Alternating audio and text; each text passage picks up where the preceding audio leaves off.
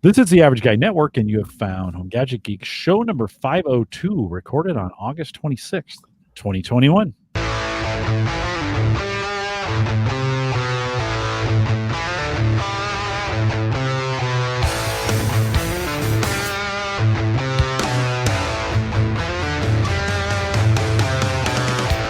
Here on Home Gadget Geeks, we cover all the favorite tech gadgets that find their way into your home. News, reviews, product updates, and conversation, all for the average tech guy. I'm your host, Jim Collison, broadcasting live from the AverageGuy.tv studios. And Kevin, I'm not sure. I'm kind of sick of summer at this point. I'm sure like it has just been week after week after week of heat. You know, with 95, with 97% humidity. That's probably not true. More like 80%. But it's pretty brutal. How are you guys doing up there? Did I hear you got some fires up there too? Is that true? Oh yeah, northern Minnesota. We've got a couple of really nasty forest fires going. There's one in the Boundary Waters canoe area that is. They're just trying to maintain it. They're basically thinking it's going to smolder and burn till we get snow. Right. So they're just trying to. You keep don't it away. think of Minnesota as being forest fire, like all these fires are going on out west and up in Western Canada. You don't think about forest fires in Minnesota, but I'm assuming it happens, right? Oh yeah. And this year especially, I think it's directly connected to we've been in a pretty nasty drought all year. I think the saving grace about us not getting much rain and being in a drought, or the heat of the summer, is I can't remember the last time I mowed my lawn. I've just I've let it go dormant, and it's just doing what it wants to do. But of course, because of that, it's obvious we're not getting the moisture, although we are having a thunderstorm right now. So we are getting rain. I think September is going to be a little wetter for both you and for us. And this could be that early winter year where, you just don't see it coming. And then next thing you know, and you get way more snow than we do, but all of a sudden you're packed in with snow. Well, Kevin Schoonover is with us. Kevin, you've been on a dozen times. We've chatted with you a lot. So if you've watched or listened to the show for a long time, you know Kevin. If you haven't, you should know him. Kevin is our deals guy at both. What are we calling? Is it Reset? What's he calling the forums over there? Reset forums? It is Reset now. Yes. Reset now. And he is. I think you do the deals over there like you do in our Discord group, right? Yep. Try to. Yeah. Yeah. No, always appreciative if you got to the AverageGuy.tv/Discord. Kevin, I think once a week, maybe twice, in Bust Out has been doing that as well. So it's kind of nice if you got a deal. We have a deal section. You can throw it in. Super helpful. You cued me in the other day on, hey, Jim, here's the Ring cam you've been looking for. And it was the one I was looking for. I just didn't buy it fast enough. So it was on Woot. It was on a Woot special and it went away pretty fast. Kevin, how do you keep track of all those deals? I mean, you've been the deal guy for a long time. What do you do to stay current on all that stuff? Well, Jim, I waste way too much time on the interwebs. Certainly you subscribe to some services or something, right? That help. I do. I think back a few years ago, or back in the day, there used to be a lot more of them. I'd get all the feed from Newegg, Woot. Every night would have updated deals at midnight Central Time. Daily Steals. There was about 5 of them that I tracked really closely, and still do follow those, but I'd have to say that the amount of deals has been kind of narrowing down, and especially right now with kind of the global semiconductor component shortages. We're not seeing, everybody knows what's going on with video cards. Systems integration is my day job in my business, and every day we're dealing with product shortages, component shortages. Lead times are way out there, and so not seeing as many deals, but try to stay on top of them, and I try to filter a few of them to make sure I'm feeding the guys stuff they're looking for. A lot of computer stuff, a lot of home automation stuff, all seems to fit the gaps these guys are looking for. If you want to swap or trade, I just sold some video cards. Kevin, I think you picked up one of those. Yes, sir. I hope it's working okay. It works perfect. Yep. You're barely used. Like I used them a little bit. We ran some mining on at the beginning of COVID. I did a little bit of Bitcoin on them, but they pretty much were brand new, 3 years old and brand new. So it's a good place to jump in the Discord groups. And if you got stuff you want to sell, it's a lot easier than eBay. It was kind of nice to put those out and everybody's like, oh yeah, I need them. And so it was, hopefully we got them out there for a good price as well. Do you see an end to this semiconductor issue that we're having?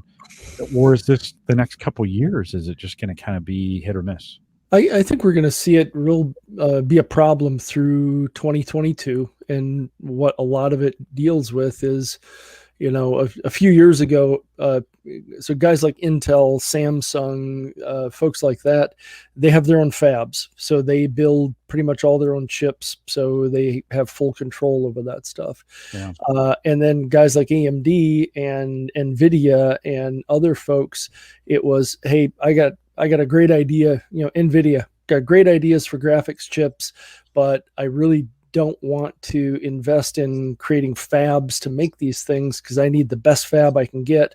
So we headed down this route of the fabless semiconductor companies, and Taiwan Semiconductor Company is probably the biggest one you'll hear of. And these are contract manufacturers for chips.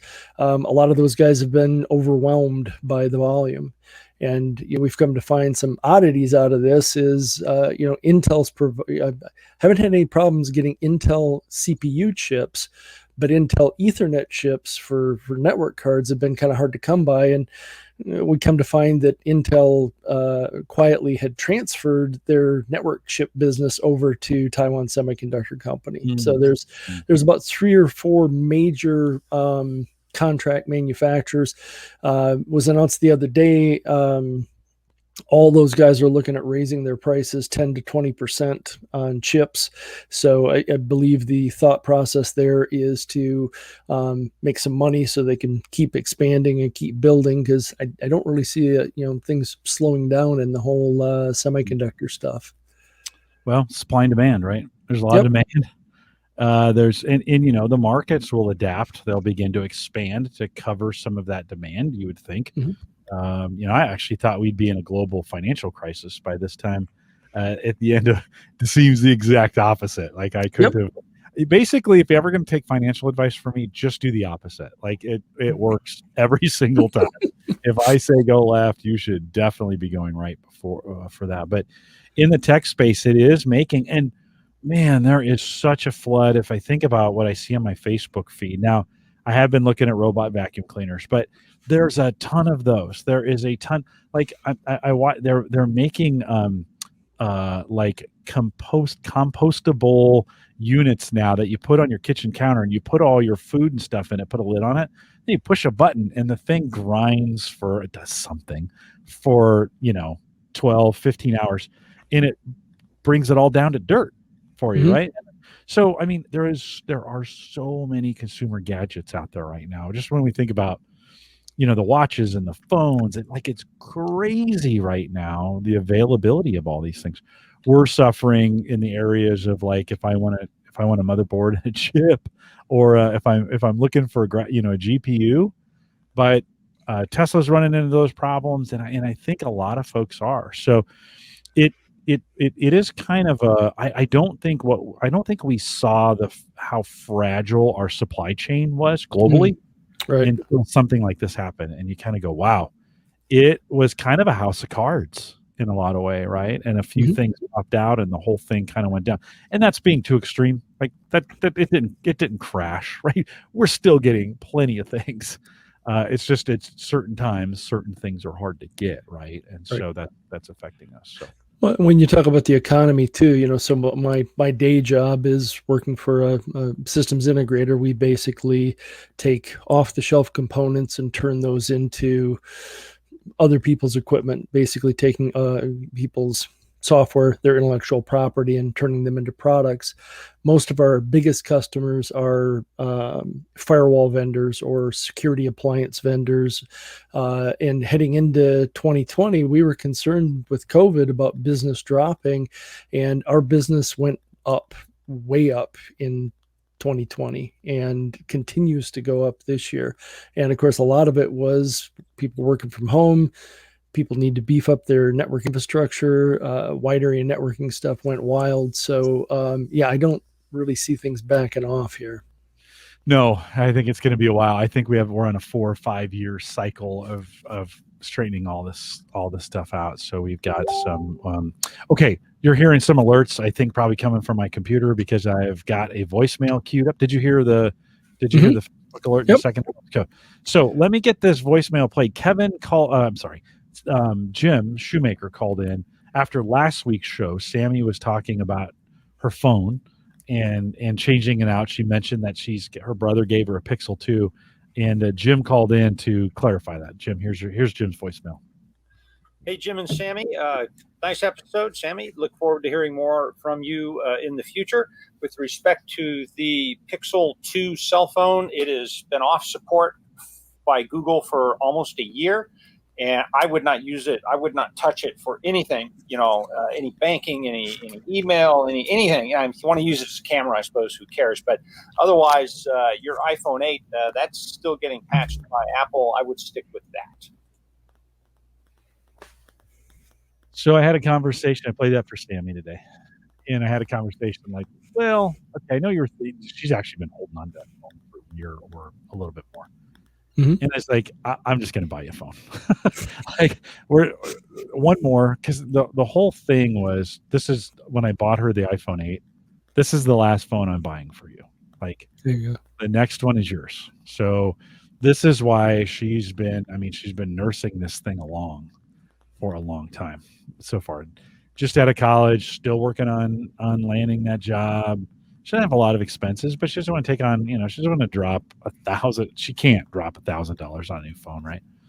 So I said, so do I just need to get you another iPhone? And she was like, I don't know.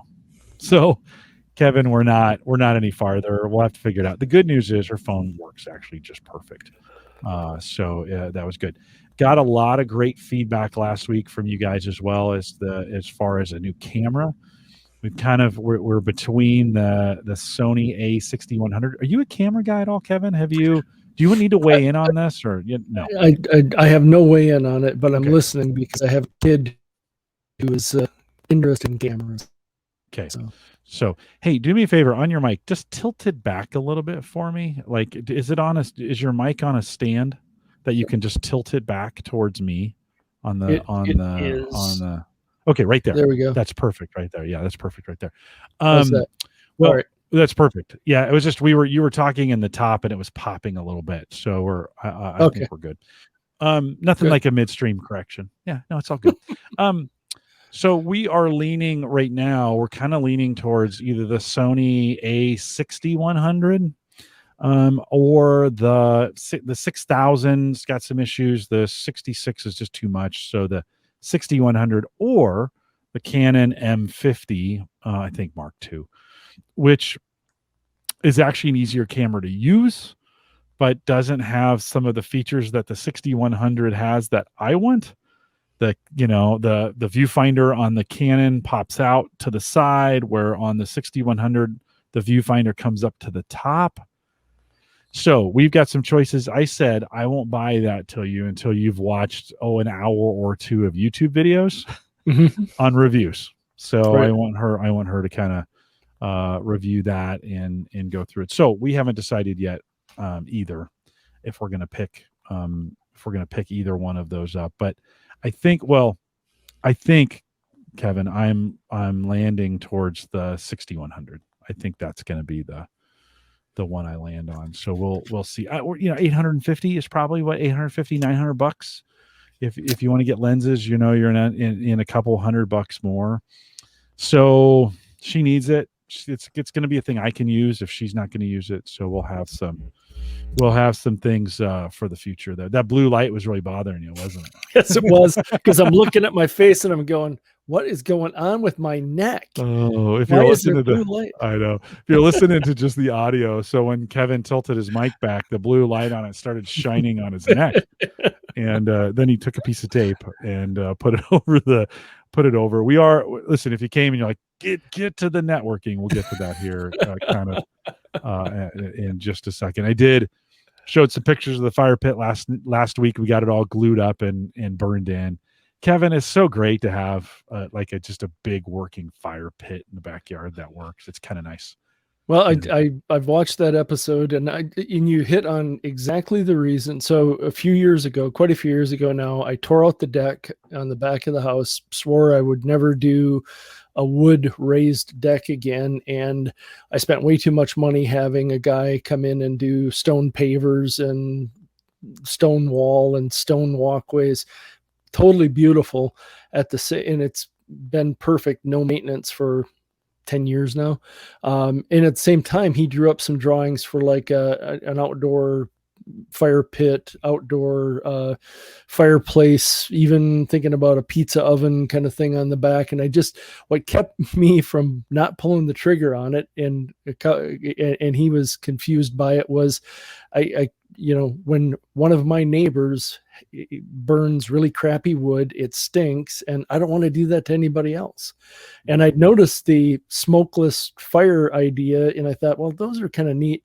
So your home really, that show really hit home with me from the point of view of, hey, I need to go revisit this again and figure out how I can pull this off, because if I can get it to the point where I can burn decent wood and not be smoking out my neighbors, I'm going to make the jump. Well, and we were burning all kinds of crap in there. Really bad. At the end, I went out and bought some good wood, but the early stages of it, we were burning. I was burning pine, and I cut the pine trees in the yard, and the sticks that fell down from the linden, and my neighbor had some junk in his yard, and my neighbor's siding. I was burning. I was burning it all, right? And the hotter the fire gets, the less smoke there was on that in that design. So if you get ready to get to that design, just call me and I'll walk you through kind of the setup.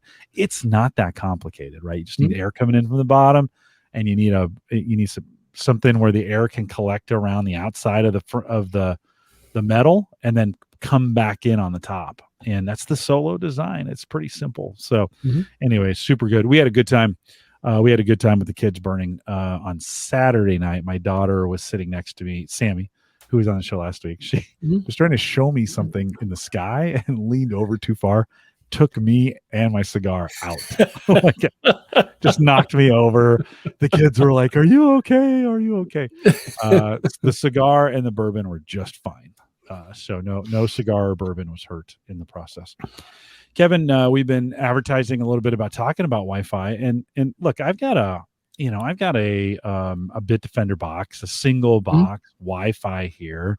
I've Cox service that comes in and gives me, what's like for the average guy, what's wrong with that? Or is there anything wrong with that? If in that sense, speaking from Wi-Fi?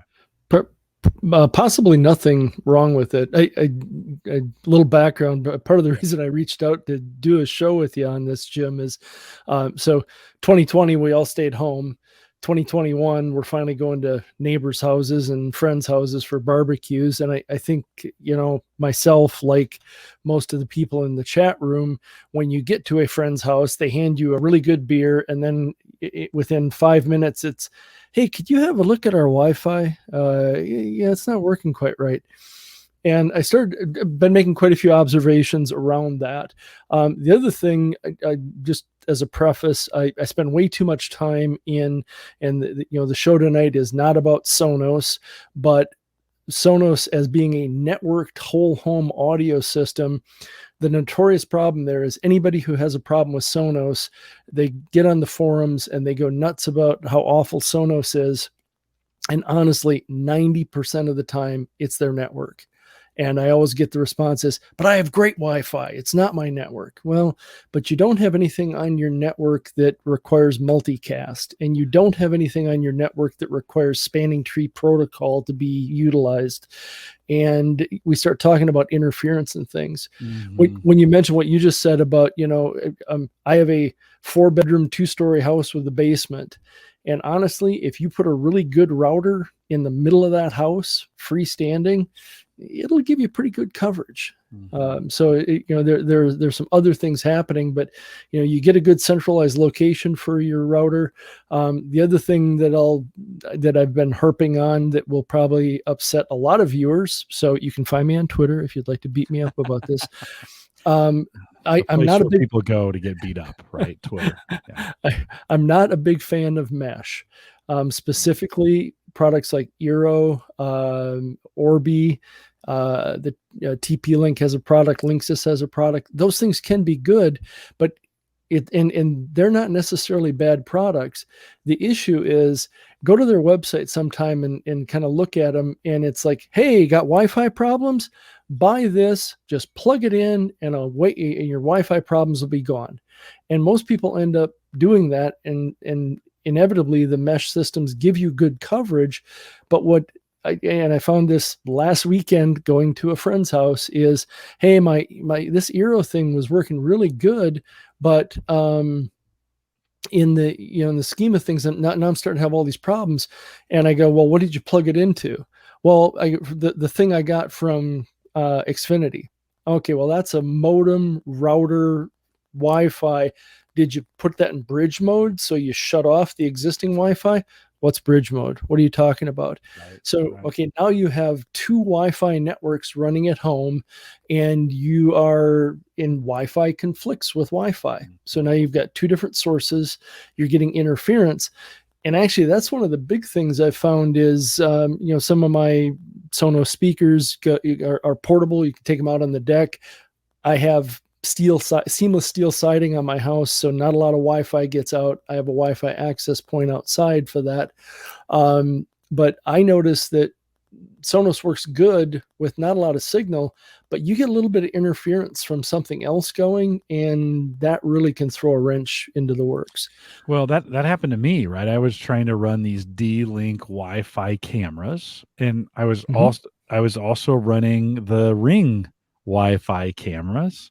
And I never thought that two devices would cause, I always thought maybe having your Wi-Fi set up incorrectly, or the different, having different Wi-Fi, or even in a mesh would make a problem. I thought with a single router, you're always good. But apparently, as soon as I shut off the D-Link Wi-Fi cameras, all of a sudden the Ring worked perfectly. And you're like, and then Yep. turn them back on, Ring goes down. Like I did this a couple times. Turn it on, Ring goes down. Turn them off, Ring comes up. Like, you're like, no, it can't be those. So there must have been something. They must have been competing on a channel or on a wavelength or on a, right? There must have been something in there where they were competing with each other. Absolutely. So kind of breaking it out. So in Wi-Fi, we've got 2.4 gig Wi-Fi and we have 5 gig Wi-Fi. On 2.4 gig Wi-Fi, you've got 11 plus channels to choose from, but they kind of interfere with each other. So your sweet spots are channel 1, channel 6, and channel 11, because those are clear from each other. They don't touch each other. They don't overlap. In 5G, you've got tons of channels. So things can be smarter on 5G, and they can go through the process of picking channels to not step on each other. So, 2.4 gig has better distance, 5 gig has better throughput. So it's kind of a balancing act these days. Issue with 2.4 gig is, so not only in your own home of having things conflict with each other, your neighbor's 2.4 gig Wi-Fi can conflict with you. Think of an apartment building. It's awful if each individual person has a router and they're hitting each other and banging off each other. The other thing with 2.4 gig is Philips Hue hubs are on 2.4 gig. If you use smart home automation, Z-Wave is on 2.4 gig. Cordless phones can be on 2.4 or 5. Cordless mice can be on 2.4 or 5. So there ends up being just a ton of stuff out there that can give you issues, give you problems. So are you telling me, like, okay, so with this Ring D-Link camera situation, I still have those D-Link cameras, by the way. Mhm. So if that, I think I still have them. I keep everything way too long. But if I could go in and assign those, maybe they're on the same channel, And can I separate the channels that those devices use? Would that work? That can maybe get them far away from each other and still be able to use them? It depends on if they are if they're just clients hanging off Wi-Fi, then yeah. probably not. Okay. The things I'm talking about conflicting with each other tend to be things that act as Receivers, right? hub kind of Right. things that are doing both deals. But If when my you talk neighbor and about, I are on the same channel, yep, right? We're broadcasting at the same frequency on the same channel. That may cause a problem. absolutely. And even recipients of things, one of the worst places in most people's homes for interference between wireless products is the TV area. So if you just set it all up on Wi-Fi, your TV wants a Wi-Fi connection, all your gaming consoles want Wi-Fi connections, and to alleviate that, I have basically for concentrated areas like that, I just throw an 8-port switch in behind there and wire them all, and then make one run back from that switch back to the core and take all that stuff off from Wi-Fi. General rule of thumb is any wireless device should be freestanding. That's another thing I run into a lot is people will buy a decent router, but then put it in a closet or put it in a, heaven forbid, a friend of mine really prettied up his area with a nice metal equipment rack and threw his router in the metal rack. And I said, well, look, can we make just this small change? Let's pull that out of the rack and put it on top of the rack. And boom, he's got Wi-Fi everywhere. Quality's good. Everything's working pretty well. I actually kind of moved mine around. Last time you were on a year ago when you were on, you turned me on to this Wi-Fi, and it's loading up right now. So I'll show it here in a second. Mm-hmm. But and I think it's called WinFi. It is, yep. And you can it will go through and give you some stats kind of on your Wi-Fi network. What's strong, what's not.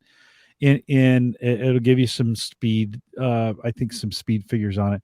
I actually took my my router and moved it around to different places in the house, and then I walked around with the this is a Surface Pro 3, and I just walked around. And is that a good troubleshooting kind of method to figure? So WinFi, right? I think is what it's called. It's WinFi. The version you probably have is called WinFi Lite. There's a link in the show notes for that. I think they got actually picked up by somebody. The guy who developed that's pretty well known in the Wi-Fi world. John, to your point, I'll try to find you a couple. John had a good post there. Is there a good troubleshooting, optimizing web page? WinFi, their website now, they're coming out with a paid version because I think he got bought by somebody, and it is thetabyte.com. The new version's not out yet, so you can still download the free version from them. But they're putting together kind of a forum. The other good place yet is Small Business Networks has a good forum groups specifically around networking. But what Jim is saying with this WinFi Lite, it's a great use for it is first off, it shows everything that's going on that it picks up. So it picks up your neighbor's stuff, your stuff. You can have it show what channels everything is on.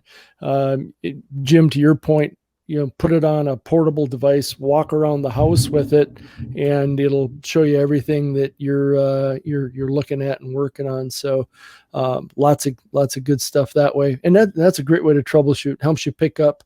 And frankly, not an expert on it. I'm really learning about some of I'm focusing a lot these days on interference and noise and how to identify that. That's one of the tougher things to look at and figure out. But, and hopefully more of the network related guys, router guys, and wireless access point guys, there's actually some things they can gather up from a data point of view that helps with troubleshooting that as well.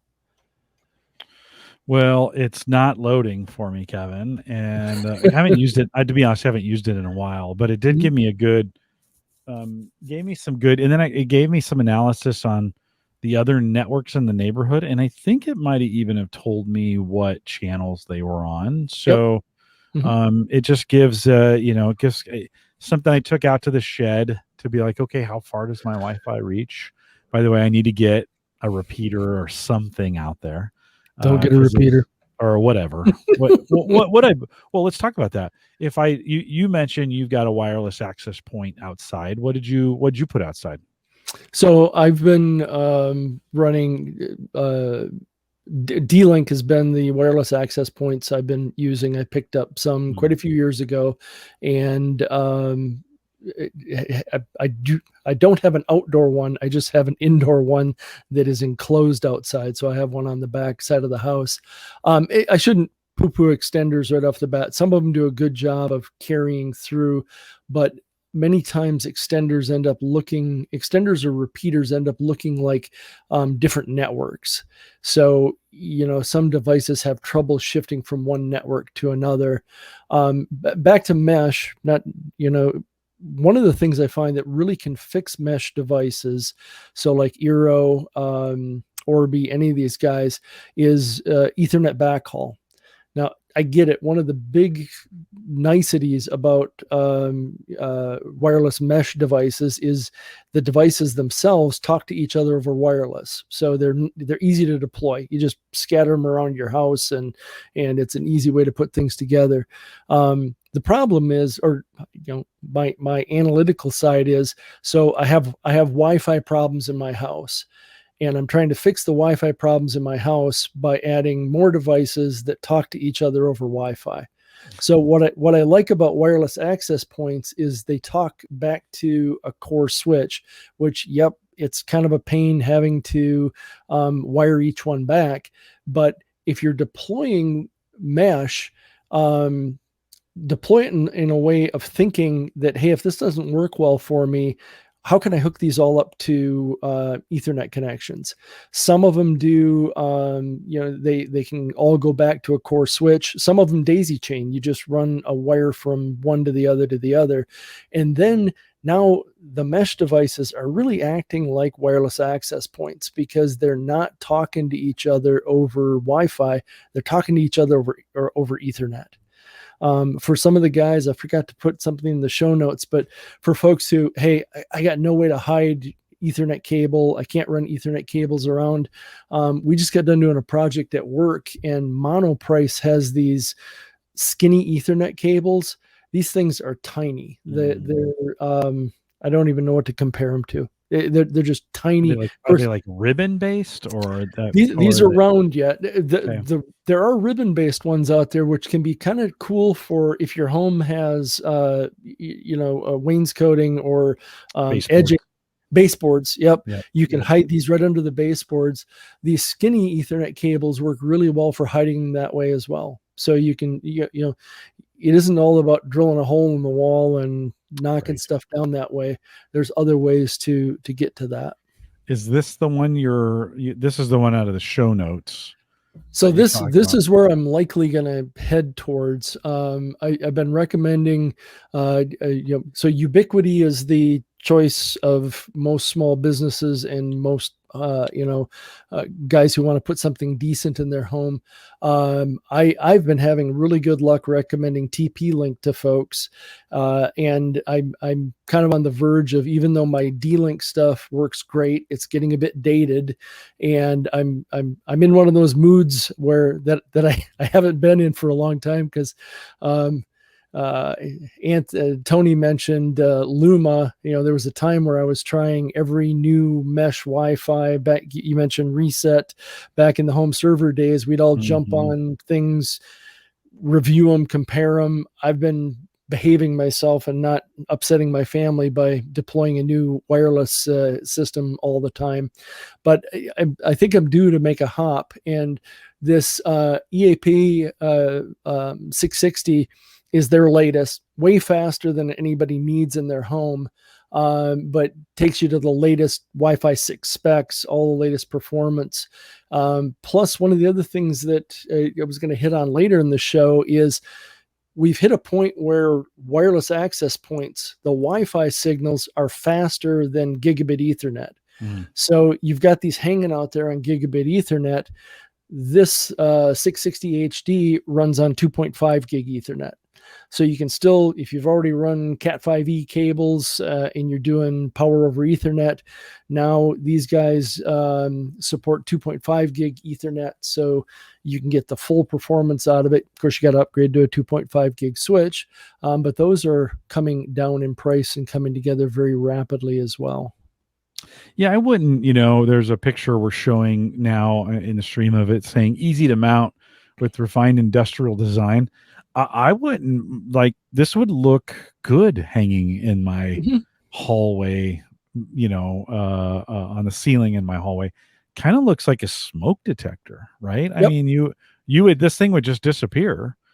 PoE, so you can run the cable up through the ceiling if you want to, right? And then power it in that kind of way. What's the retail on this thing? It can't be too cheap. These are 180, something like that. That's not too bad. Yeah, so pretty affordably priced. If you don't want to, the next model below that is very affordable at 129. Takes you down a little bit in price. Jim, you asked about outdoor stuff. Click on the other link that was next to this one. So I think it's a EAP. Let's find the one that was next to it. Outdoor. Skim down to outdoor. Down below, that one right there. Yep. Okay.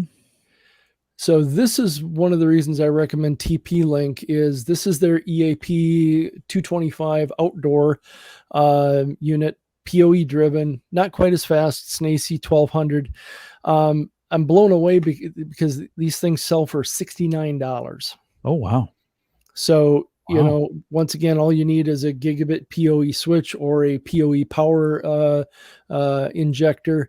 But, for $69, you put one of these out by the patio, or, the other side of Ethernet cable these days is burial grade Ethernet cable is fairly cheap. So, you can move stuff around and scatter these around your yard as you, need to. I keep thinking that says Omaha when it says Omida. Omida. Omida. That's their management system. So like any wireless access point system, you need a controller, a management. Could be cloud based, could be locally based, so combination of using one or two of these outside and either two or three of the bigger access points in the house might be in my future. Yeah, even if I could get one just to the outside of the house, I think that would improve my odds of. So if I were, Kevin, if I were to say to you, hey, look, I'm really kind of looking at, the shed is maybe 50 feet away. It's not that far, but I have a laptop in there that I use, when I'm hanging out in the shed. It's a smoking shed. And so when I'm out there with cigars, am I better off putting a wireless access point on the side of my house and hoping that gets there, or should I take it should I try to get it wired out to the end of the deck that gets that closer to the shed, or does it matter? The closer you can get it, the better it would be. Part of it is, so does your house have a basement and you got an easy way? It does.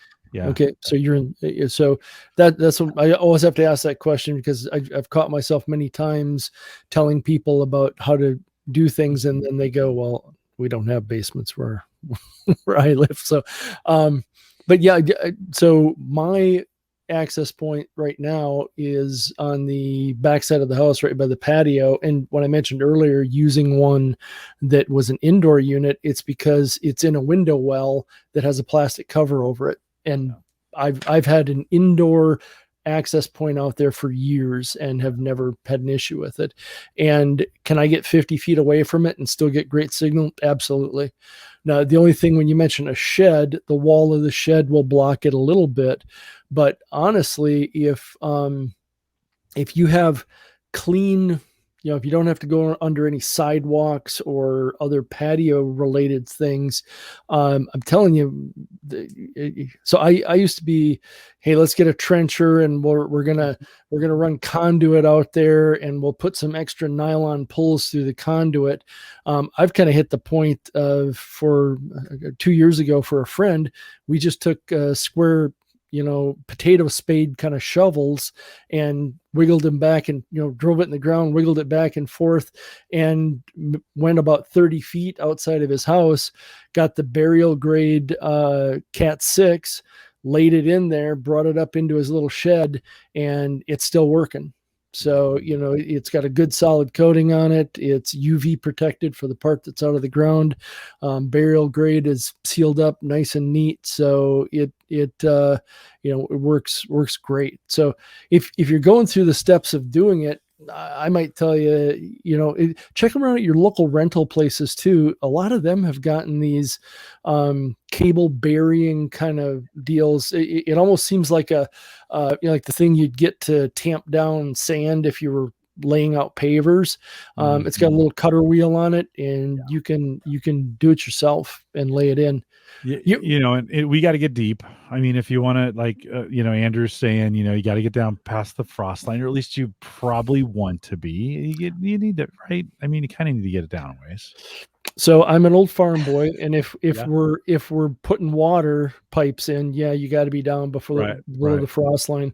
For Ethernet cable, I've never gone more than 6 inches, and not had an issue with it. Yeah. So good to know. Well, I could. I mean, I do. I could come out of the basement. The switch is right here, so I could literally come out with Cat 6, go out through a hole, and mount it underneath. We have a big garden window, and I could just mount it up underneath that garden window. Stick it up there with some double-sided tape, and pretty quickly have it at least on the other side of the concrete walls, because that's really, we have cinder block, right? That.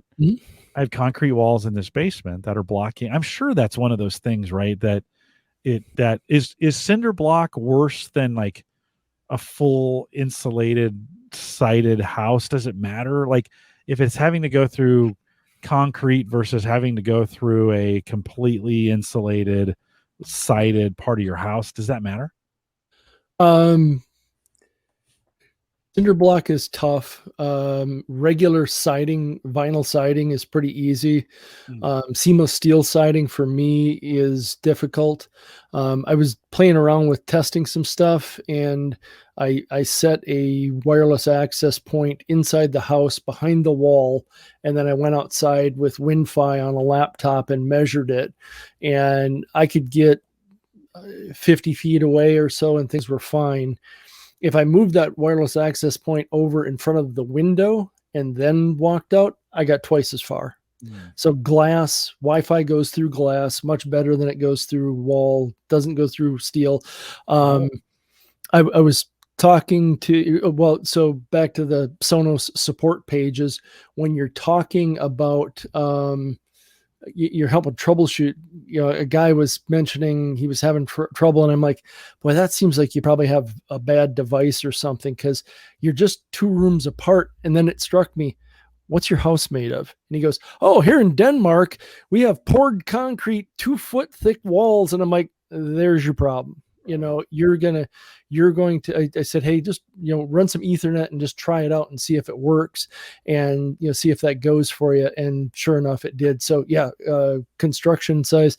A few years ago, I helped a former boss of mine with his house. Think of a Rambler meets a split side by side kind of deal. And what divided the house was this beautiful, huge fieldstone fireplace.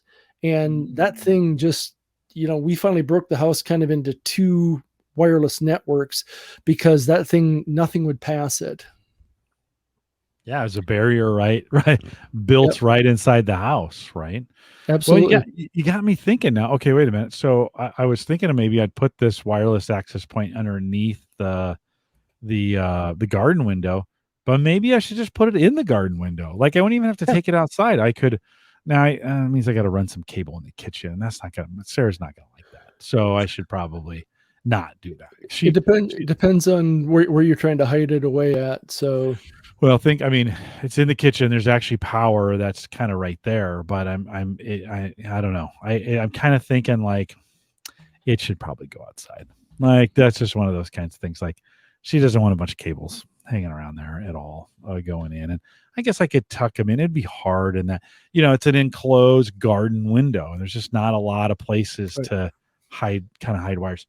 It's also kind of moist in there at times, right? Mm-hmm. Summer and winter, because it hangs out off the house. In the summer, it's a few degrees warmer in there than the rest of the house. And there's a little bit of moisture condensation because of the cool air in the house and the warm air on the window. It just happens. And then in the winter, the reverse happens, right? Warm air in the house, cool air outside. So, maybe that's not a great idea. Well, but there's always wishing. in the logic, so earlier, I've had some bad luck with Wi-Fi extenders, Wi-Fi repeaters, but some of the logic you're hitting on, my aunt and uncle are probably going to be moving soon, but my uncle is retired now. He's doing a ton of stuff in his shop. His shop is right next to the house. And he said, "Hey, can I do anything for Wi-Fi out here? I just want to get better connected."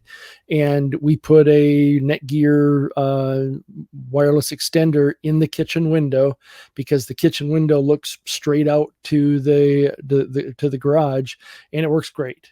It shows up as a different network, but he's just logging his phone and his laptop onto it, and it extends that house connection really well. Andrew had a great question.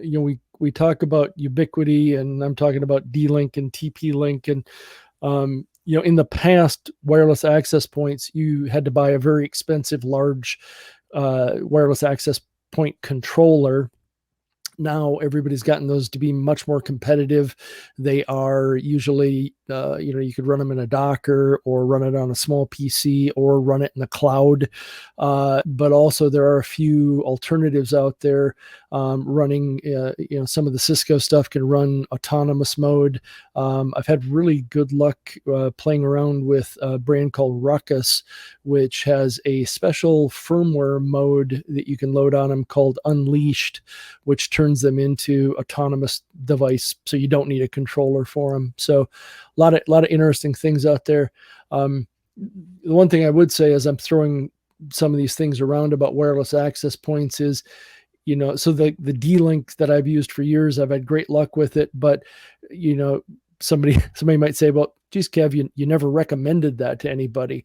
And part of my reason for not is you kind of got to need to be a network admin, because at the time I deployed it, they didn't have great tools. They've got a great tool now called Nucleus, which is their controller that brings them up into, the same league with other folks. But, I think it kind of turns into, you want to keep it simple so that you don't have to be network admin all the time. My son just had power issues the other day. They turned the power back on, and it blew not his modem, but the power supply for his modem went bad, right? Which is really kind of weird. So I had an extra modem, which is a DOCSIS 3. It wasn't fast enough for what he was doing. I think it was a 4x16 or 2x6, 4x16, something like that, and he needed an 8x32 or something. Okay, something along those lines, those channels. So he kind of went. He went shopping because he thought his modem was bad until he plugged the power supply from the one that I gave him into the one that he had. He goes, "Oh, the internet came up." Now, like that's actually, as a side note, you never think it's the power supply, right? Yep. So I think it's a good reminder for us troubleshooting things. Like, you might want to check the power supply because that may be the weakest link. Could very well be. And as you were saying that, you're kind of building on one of my next thoughts is starting with the basics. When I see on these user groups in different places, we all start, well, do this and buy this or add this. I always try to rewind it to say, what do you got? What are you currently running? How do you have it configured? Because, back to the network thing of slapping stuff on, it's all RJ45 ports. So we just keep plugging things in and we keep adding on, and many times we're perpetuating, making things worse. When you mentioned the modem aspect, for years now, I can't remember how long I've been doing it, but I never use any of the stuff that Xfinity provides. I hate to talk in, never say never kind of terms, but the stuff the ISP wants you to take and rent, they give you a big sales pitch because they control it. It's mostly junk. It is really not good.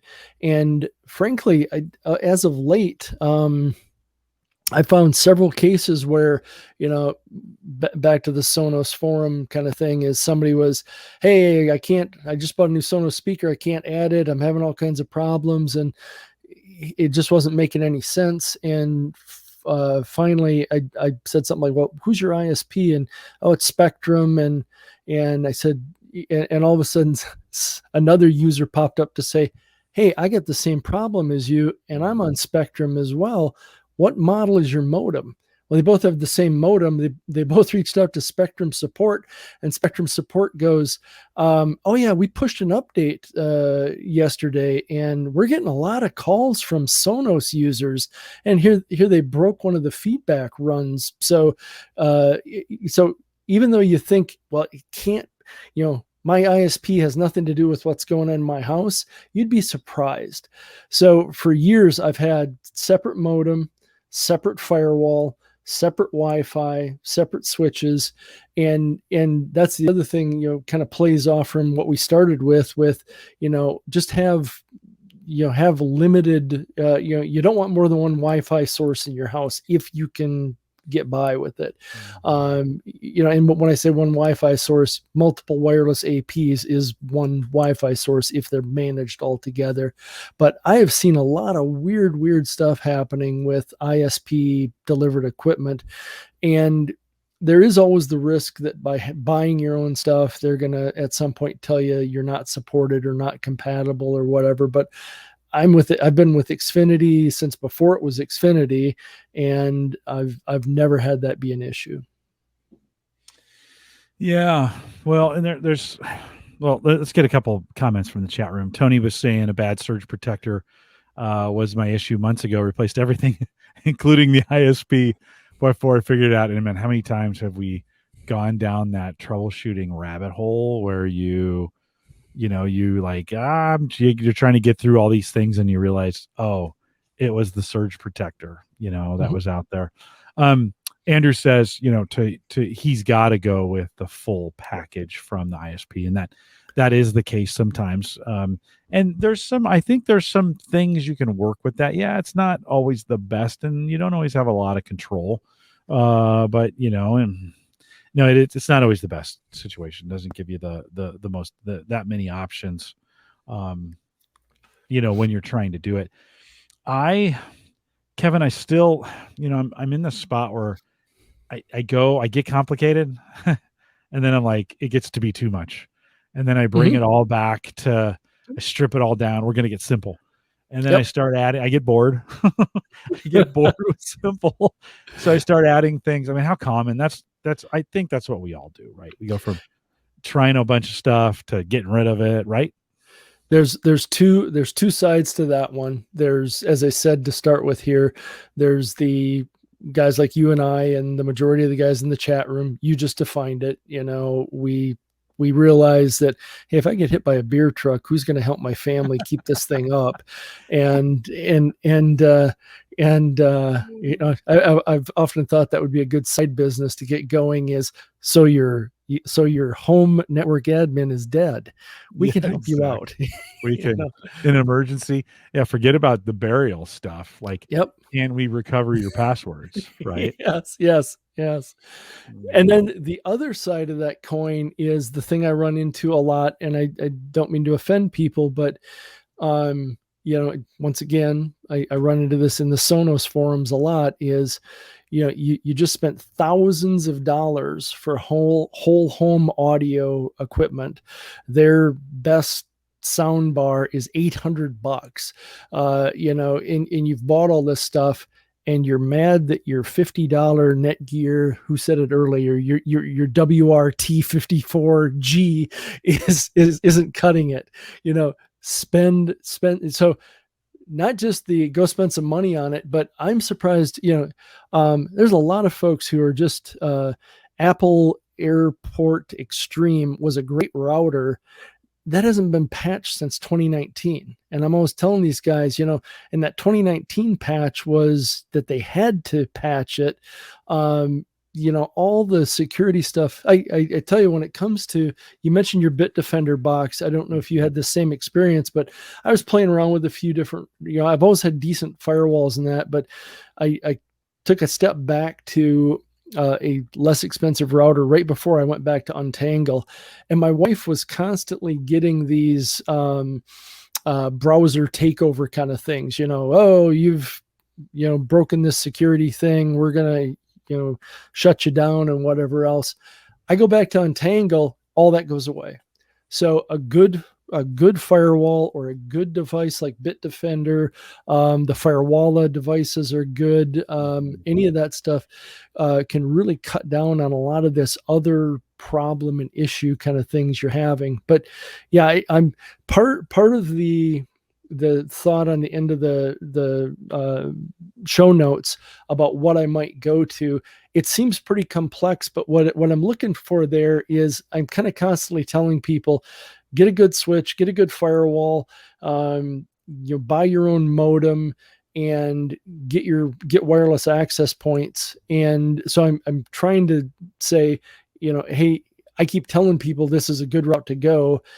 I got to go do it myself. I've been so buried in D-Link for so long that I need to jump in from that point of view. So, Kevin, you said switch, and we haven't really talked about that. How important now? And the two questions, like, do I need to manage? Do I need to have a managed switch, or can I just have, because we're not your typical home users. We've got 25 things that need cable connections, right? That need an Ethernet connection. The typical home doesn't, but we do. So, one, is the switch really that important? And then two, does it need to be managed or unmanaged, or does it matter? It depends on what you want to do. I would say for most home users, unmanaged is fine. Or, there's kind of these different steps in there now of unmanaged on the bottom, fully managed on the top, and then in the middle there's smart switches or smart managed switches. I don't think it matters a whole lot unless you really know if you're a Mike Wieger kind of guy and you're going to put out a bunch of VLANs. Then if you're comfortable with VLANs and you like to do that type of segmentation of your network, then definitely go with a managed switch.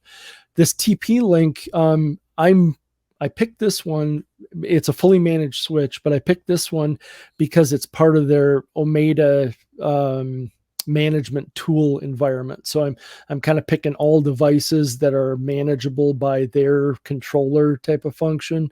And plus it's got 4 10 gig ports, and I seem to be doing a lot with 10 gig these days.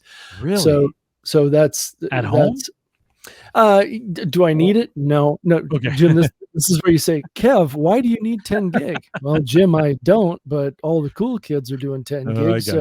I got to do it too. Actually, if you bring up the other switch, that is one. Yeah, give me a second. Start talking about it, and I'll bring up the other one here. So back to the whole 2.5 gig Ethernet deal. So we talked a minute ago about wireless access points having the wireless side of them being higher performance than a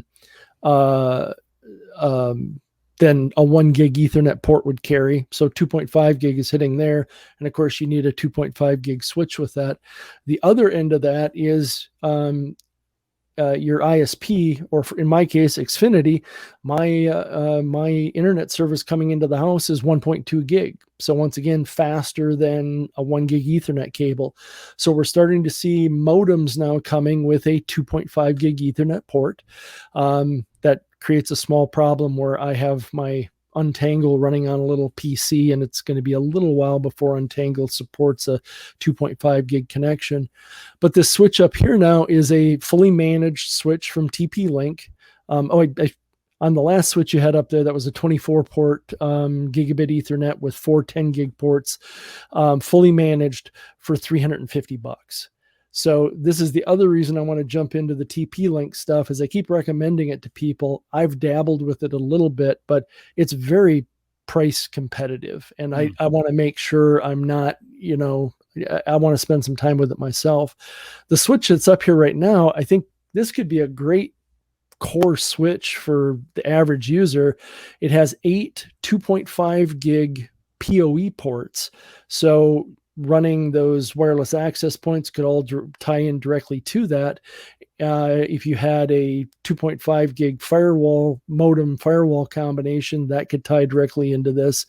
And it has 2 10 gig ports on it. So if you wanted to tie in a higher speed NAS or a high speed workstation or something else, you've got a lot of flexibility. And once again, it's 8 ports, 2.5 gig with 2 ports of 10 gig, fully managed, PoE on the 8 ports, $350. Okay. Which in the scheme of things is pretty cheap for that kind of performance and that kind of features. But in the notes as well, I think I threw in another TrendNet, like a 5-port 2.5 gig switch is under $100.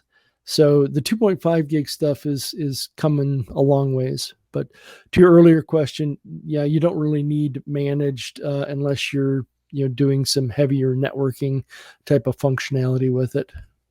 Mine is I think it's a 24 port, completely unmanaged though. Mm-hmm. I bought it at Office Depot, Office Max, which I think is the same thing now. Yep. 1, 2, 3, 4, 5, 6. Yeah, 24 port. And it might be, what would be a common Netgear? With that, or probably Netgear. Probably network. I think Jim has something similar. He says using a Netgear 16 port 1 gig. I think this is a 24 port. I think, yeah, for sure. And I think it's 1 gig as well, unmanaged. I bought it a couple years ago. I plan to hold on to it for a long time. For me, Kevin, listen, I've cut off the complexity at switches. Yep. I'm just like, my eyes just glaze when Wieger talks about VLANs. I'm just like, oh my God, one more thing to manage and to remember. I'd have to document it somewhere and make a Visio document of it to keep track of it. That's the thing. I kind of, I hear all the cool things you can do. I'm kind of in this world with home automation right now where there's all these cool things you can do. I've got them in about 5 or 6 different places. Google's doing some, Amazon's doing some, Habitat's doing some, Home Assistant's doing some, and then something breaks, and you're like, where did I set that? And then the app, you have the app too, so you got to go in and set it up in the app. You mentioned my Philips Hue about every 6 months seemed to just lose its way, and you're just like, got to go reset it. I got to go figure that out. All the app vendors are changing and I don't know if this is this way on the networking side, but all the app vendors are changing their apps literally every 6 months because the things are changing so fast. So by the time you go back to the app, you're like, this doesn't look like it did the last time I was in here. Where are things? Right. Right. We used to not see that in the world of when we thought of modems and routers. Those stayed pretty consistent. But are we living in a world where the apps to these switches and this networking gear is changing as fast as it does for our home automation stuff? Not really. What's changing rapidly in the networking stuff is I tend to refer to it as kind of the anti-Cisco mentality. And with Cisco, it was always, hey, you don't need a fancy GUI to manage that switch. Do it through command line. Jim, you've been a network admin for 20 years now. You've memorized all the Cisco network CLI commands, and there's a lot of truth to that if you're a network admin. And for the average kind of user, networking guys, it really breaks into this home, small, medium business versus enterprise.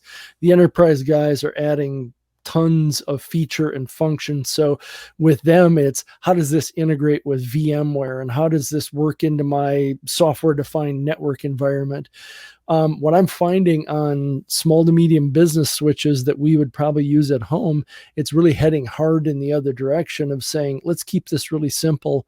And to your point, the comment like on Mike is a good point, is if you know you want to do VLANs, and it is a good idea to segment things in certain categories, your IoT stuff, it's good to yes, Brian, I'm poking fun at you.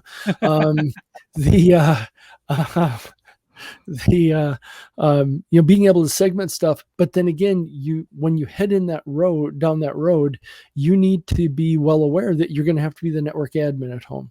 And there's going to be, and as Mike has found when he's run into problems, is it's going to chew up a night or two when you have a problem, because he picks this stuff up really quickly. I end up having to, as much as I talk about networking stuff, when I have to get hands-on with it, I'm like typing with one hand and I'm following stuff with the other hand, trying to refresh my memory of what this stuff happens. Yeah, there's two elements to it that are terrible. So one is when they get dependent on the service that you've given them, and you can't just take it away. Like you can't be like, well, we're not going to do it anymore, because they're like, hey, wait a minute, you sold me on this thing, you got me addicted to it, whatever it might be, right? Whatever. I've done that several times to Sarah, where I'm like, oh, this great new feature, I get her sold on it, she starts using it, it breaks, then I'm like, I don't want to support it anymore. She's like, no, I need this type deal. So you get stuck in those kinds of situations where they're dependent on it. Then I think there's that, and that's kind of a less of a priority than the internet is down. Right. Right. I mean, nothing's working. Yep. And you're screwed. And I can't tell you how many times I went to bed I started going to bed, made one I'm going to make a little update before I go to bed, take everything offline. And then I'm like, oh crap, like I've got to have this fixed before the morning. Like I can't just go to bed. We can't be offline when I wake up. Yep. Right. And I guess that's just an extreme version of the first example, but it is. And then you end up staying till 2 or 3 in the morning, trying to unwind a new piece of equipment. What did I do? It's super frustrating when that kind of thing happens. Well, and that you're spot on. And I think too, I hate to keep bringing things back to the pandemic, but it really showed us how dependent we are on, and went to a friend's son's graduation here earlier this summer. The mother of the son, the young man, is in school administration, and the husband, my friend, is in school IT work. And he goes, hey, we're on a nice side of the Twin Cities area here, but even right here in the Eastern Metro area, there's a lot of kids that go to South Washington County School that don't have internet at home. And it is amazing how you make these decisions that, hey, we're just going to have kids stay home with their we gave them all Chromebooks, they can all get access. And the IT department was like, not everybody has access. And they quickly started rolling in some things at the opening some things up at like a couple of the fire department buildings have nice meeting room areas, and hey, kids, come on down and do your homework here, free Wi-Fi. And so they started compensating for it. But yeah, once we home internet access has gone from being a nicety to it's like electricity. Yeah. I remember when it was kind of a privilege. Like, not everybody had it. The old CompuServe days. Kevin, you may have helped me solve something tonight, and it's networking related, but it's kind of not. Before the show, I was kind of complaining that it's like, man, I can't get my bandwidth right, and I'm having some problems with this, and this during the day didn't work, and I'm trying to webcast. And then you started talking about usage and being home, and I was like, when I'm doing these webcasts, my daughter is upstairs, and I bet she's fully streaming. I just put two and two together there. That's the other issue is, here I'm trying to do a job that requires a lot of up, speed. Mhm. I'm 10. So I have to kind of be careful. Like I need to make sure I'm not running stuff up while I'm doing a podcast, and I got to kind of remind. I'm gonna have to. I didn't even think that she's probably now. She can't be sucking up all the up bandwidth going up, but it was one of those reminders. Just as we were talking about things going on, yeah, we've got a greater dependency on these things, and we're streaming everything at this Yep. point. It's all streaming. We're not recording movies anymore. They're not watching anything local Right. anymore. You're streaming it. Yep. So. No, absolutely. And actually the upside of things is, so once, in your Bitdefender box might have some of this data.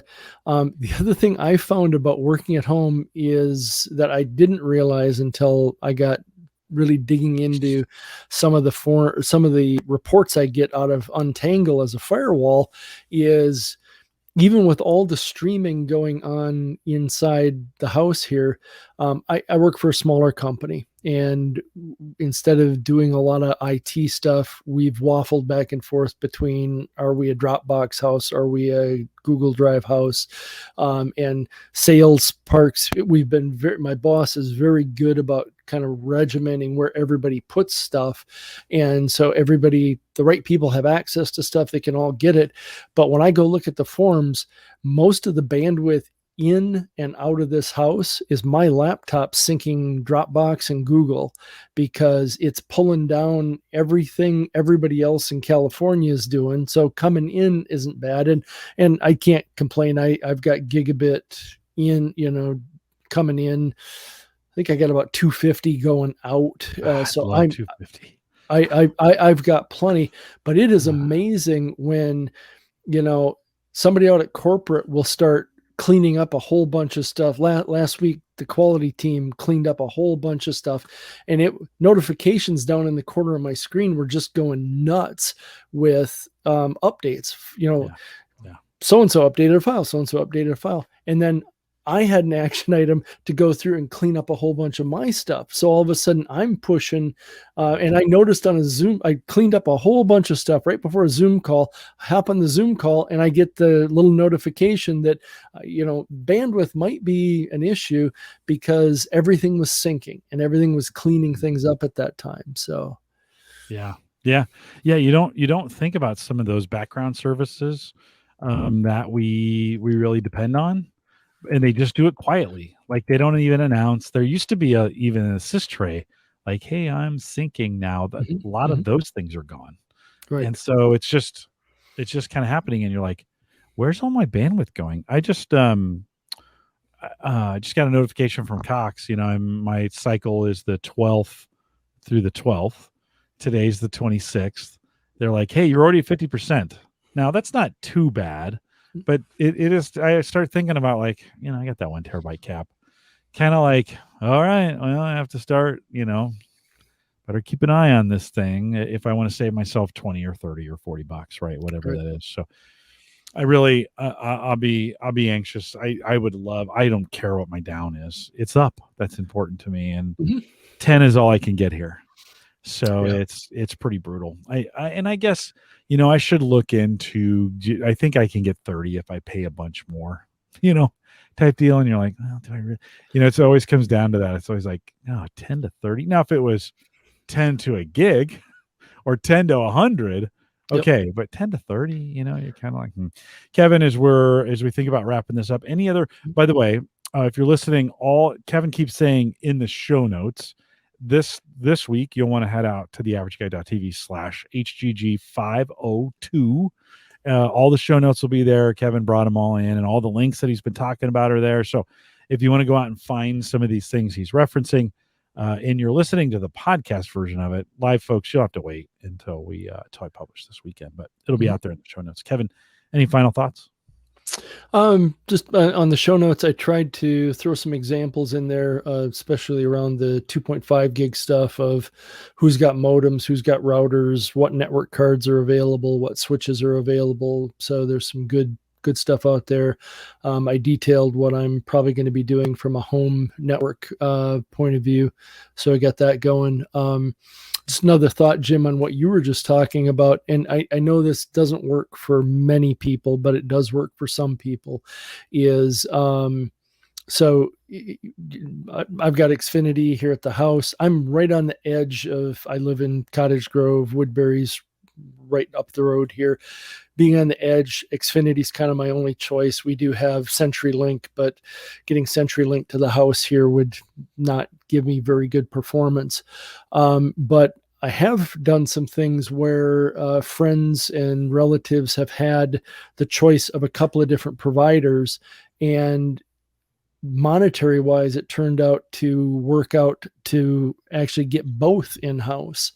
And with some of the better firewalls like pfSense or Untangle or some of these guys, they'll do WAN load balancing on the front end. Now, sometimes you got to play around with that a little bit, and this is probably more complex than some people want to deal with. But the idea of having two internet providers into your house likely sounds really expensive, but in most cases, it doesn't necessarily have to be for what you're going to end up getting out of it.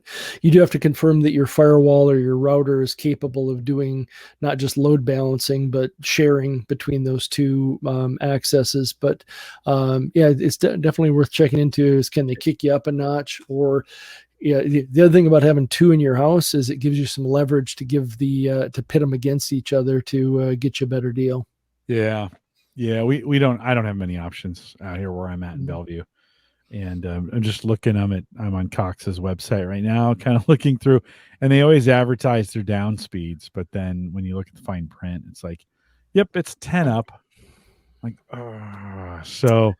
Well, and the other one in that sense that I've been watching have been very disappointed so far, but T-Mobile's really been pushing the idea of, hey, 5G cell service is going to save us all. Here's the little box you put in your house, and you can have us be your ISP. Yeah, Tony said he switched to T-Mobile, and they've been spamming the crap, and they're being aggressive about 5G internet home service through their towers. And I think we had somebody in the community try that, and it didn't. Yeah, somebody in the Discord mentioned trying it. It's very inconsistent results that I've seen, and I would expect it to be odd at certain times of the day, but it's currently very inconsistent. But hopefully it balances out in time, over time. Well, we'll find out. I'm hoping we'll get some faster speeds soon. It's not killing me. I mean, tonight is fine, which has been crazy. I think I'm looking at my video over here, and it's good. Just during the day, it hasn't looked very. I wonder, Kevin, if I have the opposite problem where everybody in my neighborhood is staying home during the day and working, and so the neighborhood band. It used to be at night, right? Because people would watch movies, right? And then at night, they're just downloading. Like they've stopped working, so they're not uploading. Man, you're a genius, Kevin Schoonover. Like, I think you figured out my day during the day and my internet problems. Well, I tell you what, I just need to go into work. I'll just be honest. Like, I've got a studio there. I could be doing it from work. It's great there every time. So it's just so darn convenient to sit down here in the basement and do podcasting from my home office, which is super comfortable. It's not uncomfortable at work. It's not like I'm, going to the gulag or anything like that. So it's pretty great. Well, Kevin, thanks for jumping in here. I know we kind of jumped all over the place on the notes, but I think great conversation on, kind of just thinking through, and everybody's situation is different, right? Yep. You got to kind of work through your own thing. Join us in the Discord group. Let's take the conversation. We have a networking section in there if you want to kind of jump in on this and be a part of it. TheAverageGuy.tv/Discord. If you want to continue that conversation on networking and all the things around it. It's a hassle. I'm just gonna say it. It's a hassle. I still think it's too hard, for people. It absolutely is. And circling back to how I, kind of wanted to do a show like this is all the things I see on the user groups about people having problems, and you kind of nailed it right there, Jim. Is the issue is home networking is not easy. Networking in general is not easy. And to John's question earlier, I'm constantly looking for better resources of, how can I scope out my house, for interference? How can I really see, am I getting the Wi-Fi performance I expected? Am I getting the ISP performance I expected? Sometimes it's helping people understand the difference between internet access versus Wi-Fi access. This is networking in my house. This is networking coming in and out of my house, and determining those things. So it is way harder than it seems to be, and it needs to be. Then it needs to be. Absolutely. Yeah, it is. And sometimes we make it harder on ourselves, and that's okay. Like if you want to, no one's telling you don't have to. Absolutely. You don't have to. So, well, Kevin, again, thanks. I think Mike is back next week. Kevin and Bob, Bob and Ryan. There we go. Kevin and Bob's a radio show. Yes. Yes, it is. I think it is. Bob and Ryan from thinkcomputers.org are coming out next week, and we'll be talking hardware. So it's always good to catch up with those guys. Got a lot of cool stuff going on over there. September 9th, Ed Sullivan is joining us just as kind of a guest host. Kevin, we're doing kind of a Patreon. I sent a note out to all the Patreon folks and said, hey, you want to join us? And I've gotten a few of you, by the way, if you haven't responded to me and you want to be on the show, respond. You don't have to come and do what Kevin did and give a bunch of homework. You can come and just chat with us, but I just wanted to give our Patreon subscribers a chance to be on the show if that's what they wanted to do. So Ed is coming on, and then I'm taking the week off. I'm in Boston with Ed, smoking a lot of cigars that week. And then Ross Brand is coming. Aaron Lawrence is back to kind of get us up to date. Late September, she's had a lot of reviews. She's done a lot of vacuum reviews, so I'm kind of excited about that. I am seriously close, Kevin, to pulling the trigger on this $30 a month deal for this iRobot vacuum. Like, can't stop thinking about it. Like, I'm ready to cancel my Peloton subscription and some other things, not HelloFresh, but some other things, so I can squeeze this iRobot back. Do you have one? Do you have a?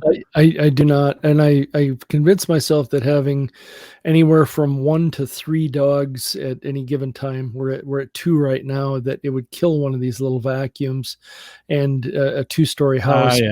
But everybody I talk to that has them loves them, and really hasn't had issues with them. So well, I'm trying to decide whether I go subscription, vacuum as a service, and just get one for just the upstairs, or do I just bite the bullet and buy like 2 of the cheaper ones and put one upstairs and one downstairs?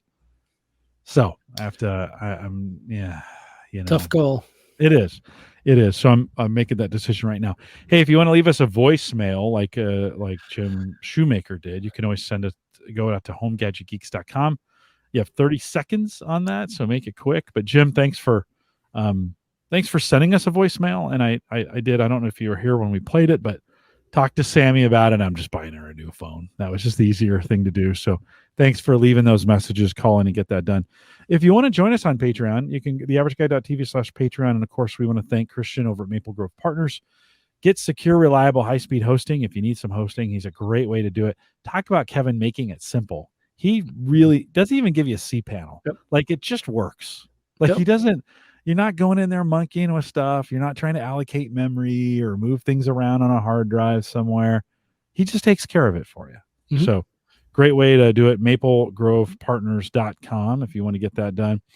And of course, we are live every Thursday, 8 p.m. Central, 9 Eastern. If you don't join us live, you should. It's super fun. All the guys, all the gang is out here. Brian, Andrew, Tony, Joe. John was out there a little bit earlier. I saw Ken jumping in. Brian is out there. Jump in with us. We'd love to have you. I think we were 10 or 11 at one point, and we'd love to have you out on a Thursday night. Kevin, you join us live when you can. That's always kind of nice. Yeah, I remember when you were a road warrior and you try and listen on the road. It oddly enough, it always seemed like I was flying home or coming home on a Thursday night, so it always just kind of worked out. So it's the worst night to fly because that's all the business guys are coming home on Thursday nights, right? That's why I did the show on Thursday nights. No, that's not true. We'd love to have you join us live. Come out to theaverageguy.tv/live to do that. We'll be back next week. Ryan and Bob are joining us. Mike is back. With that, we'll say goodbye.